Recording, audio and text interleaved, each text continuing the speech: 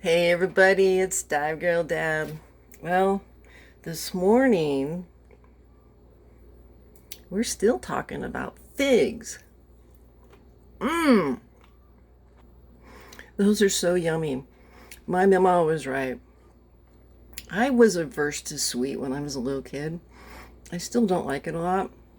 It just was intuitive to me and everybody thought I was nuts. But she kept trying to get me to eat figs, but I wouldn't. Now I'm eating it in her honor. That's why I have her name as my middle name. Mmm. So good. As some of you know, I recently harvested my figs, and they're so lovely. I mean, these are some of the smaller ones here, but they're just so incredibly yummy. And I like to trim off the little butts here because that's where wasps could potentially live and nest. So if you don't want insects in your diet, then trim that. Let's check the dehydrator. It's been running.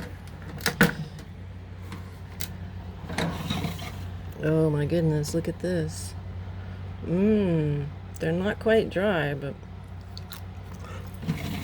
almost like candy. I did a tray of bananas too. One of my cheats, put some screen underneath here, and then you can just peel them off really easily when they're done. Plus, things don't fall through and get wasted. I'm gonna leave that on. I got a fan blowing it outside. This is the best dryer I've ever had. In fact, these are starting to dry, so I'm going to bring the temperature down a little bit. A lot of sugar in them. I don't want to burn them. Now, those guys are really good for putting on your oatmeal in the winter, and they rehydrate. These are frozen now. Same trays, by the way. So these can go into my multi-fruit bags and add another little flavor. And having them frozen is nice in cocktails. All right, so all this fig talk, like why? Well, when I harvested figs, I went out there and I decided to trim the tips off and stop some of this overreaching growth because they're just getting too long. And so, of course, I saved all the cuttings. And today, I'm going to do some final trimming on some leaves. And then we're going to put them in some rooting powder that will help to get them started in root formation. Figs are so easy, it's not really essential, but even if you can't dip all of them because you're busy, I sprinkle it over the surface of the water so there's a powder, and then when you put it in, it kind of coats them. And it's in the water, so it does work. I like that. And I'm going to show you some a syrup kind of thing, or a concentration of supplements that I'm adding. And this is a package I bought for some other gardening. And I'm just going to go through. I'm sure that it's way juicier than what they need. But at this point, it's going to give them a nice broad, some good enzymes, a broad diet, and it's going to give them a food source that's going to sustain them. I'm measuring out a syringe of the concentrate from my little jar here, and I'm trying a couple of different ones. Like these guys got a big dose of 4, they got 2, these guys got 2, and this one got 1, and all of these got half. So I'm going to see about that fertilizer, how it works. So that's why there's a little bit of a golden tint to the water. See, that one's the most concentrated. And we'll see. This should be pretty close to the first one and close to the second. It's not a lot, but it's just a little bit of nutrition. Now, one of the things about figs when you go and prune is you always want to, like, dunk your cutters in some alcohol and sterilize them. These have already been sterilized, But the last thing you want to do is be passing like funguses and stuff to your cuttings. So any kind of, and this is true like your roses as well, a lot of other plants in the garden. So having a little bit of alcohol near your cutters is a nice idea, and treat them to try to give your starts the best option to like grow and flourish. And of course, some of you guys might recall that I have a nice big 7-foot cutting here in the living room with some 4-foots and some smaller 1-foots. I did these a while back when I trimmed, kind of thinned it a bit, and you can see, well, these don't have any fertilizer, but they are already rooting. Those little white nubs right here, that's gonna all form roots. So what I'm thinking is that container's too small, so I'm going to set up a bigger operation. And I'm going to put kind of an honor box out front with them for sale. And that way my neighbors have an opportunity to take some figs home themselves. And maybe I make a little bit of money. Maybe I get ripped off and they get a free fig. I don't see the downside in that. Give it a shot. So yeah, I want to do this. So I probably have like 30 cuttings here in this bucket. And so it's time to go through them. Yeah, there's a lot. And, you know, I've got some that are taller and some middle size and some little tiny shorties in there. So what I want to do is size them as well. And that's why I've got quite a few different size containers. Now, I am going to wear gloves because figs are part of the latex family, like avocados. And they have a white blood-like solution inside of them, and it's very itchy to your skin. That some people are allergic to it, so you want to avoid contact. I'm working here at the sink so I can wash it, but you do need to like scrub it with some vigor with soap and some friction to get it out of your skin. It's just a mild toxin, you'll say. So anyway, just you know, maybe wear long sleeves if you're sensitive. The other day I had like little scratches. They have really scratchy little edges on their leaves, and those will scratch you as well, and you get little micro infections. One of my favorite things to always do when I was a contractor is at the end of the day I would rinse. After I washed with soap and water, I would dry my hands, and then I would just douse them with peroxide and let it seep in all those little cuts and stuff, and overnight they would heal and dry out, and then I never had infections. So when you work with your hands, you need to take care of them as a tool. All right, here we go. It's really pretty simple, but I'm finding that they probably need less leaves than I've been giving them. So I'm going to trim them back a little bit more, give them a fresh cut, and then I've got to get this powder opened. Now look, you're just going to sprinkle just a little bit over the surface here. You can see it floats kind of like cornstarch, right? Some of it will sink, but it'll get on your plants, and it'll stay on their surface better if you're not moving the jar like I am. Whoops.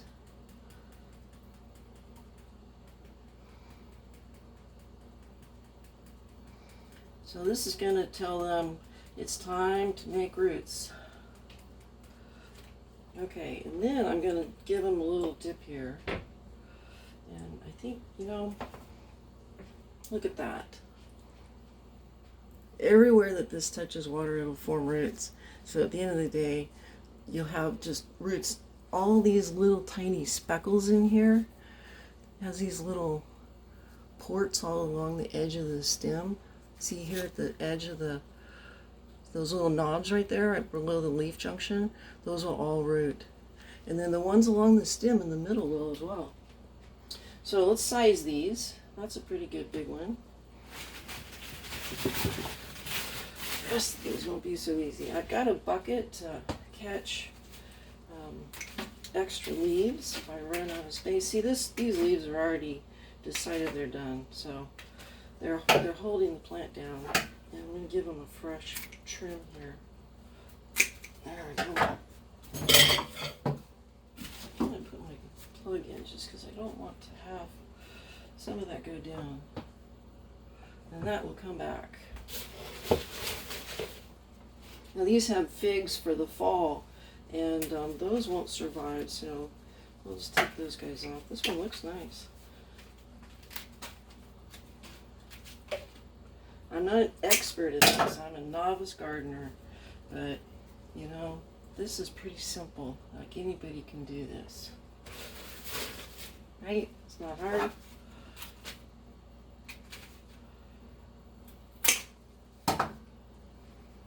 Let's see here. Sometimes it'll start bleeding white for you, so you can see that. But get it back to focus. There we go. Yeah. Anyway, it has a white fluid in there, which is very, very itchy on your skin. It's very uncomfortable. This kid is a little smaller here. So I'll put that in a smaller glass. Lovely. Lovely. Littles. And see these really little tiny ones, I can bring the water level in that container down for them.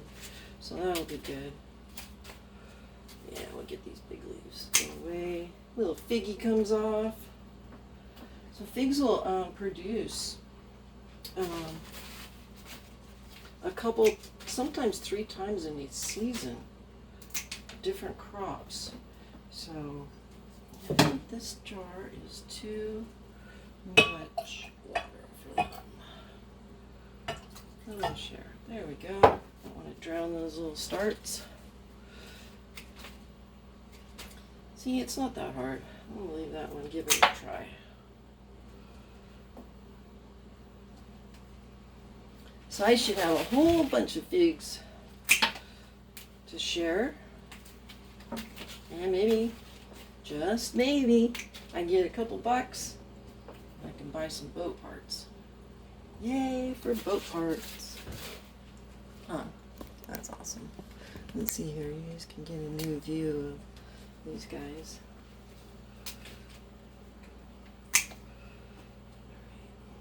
There we go. Some nice little plants. Now I see, I just didn't want to waste these. I'm so frugal, I hate to waste things. And like just leaving these for the chickens to compost didn't set well. So I thought, you know, I could make a whole bunch of figs for my neighbors.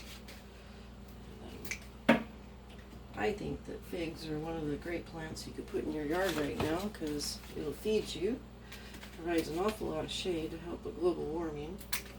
Very few insects are interested in them, so they're easy to keep that way. You know, you're not spending money and putting insecticides in the environment, so I'm a fan of that.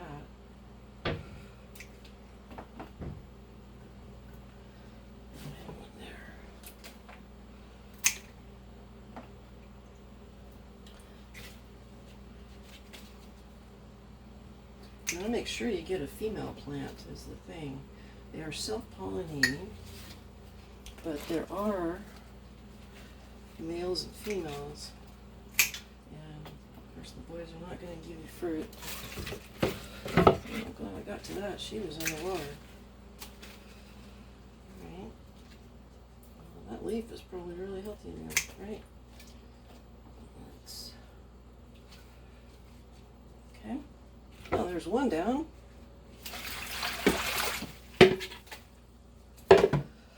Nice. You can almost make a nice fixture out of those, like a wreath or something. Okay, so since that fell in there, I'm just going to make sure those are nice and clean again. All right, put the plunger in. Yeah, silly girl. Okay, nice little starts. Well, this one looks good. It's just too crowded for what we're doing here. So these little figs are so cute. Those baby ones. Now, when I was pruning out there on the tree, I made sure to leave last year's fruit, fall fruit on there to give that an opportunity to develop. Because I don't want to not have that option. So I'm just going to take all you guys out here. Yeah, nice little figs. This one just needed to be a little bit shorter. It was going in a direction I wasn't happy with. It just gets too long and lanky sometimes, you know? And with these storms that we get, well, that's a recipe to have your plant destroyed. And then you gotta wait for those stalks to grow back. The neat thing about a fig is if it breaks off at the ground, I've seen them come right back. I watched a tree once here in Eugene that had a 9-inch trunk on it at least. It was a big fig, mature, and a nice tree. The storm came through, ice storms, you know, in the winter are bad, and just sheared it right off. Came right back, but it was more of a shrub when it came back. Really, that's, you know, attributed to the fact that they start like sprouting in an emergency in all directions. You gotta be vigilant about pruning those guys. But they will recover, is the thing. Well, I need to go get those like 4-foot ones, and I think I'll combine some of those with these two. Well, that's very productive, right? All kinds of little kids over here ready to go. Yeah, I think we want to put these together, and then I can put those other ones.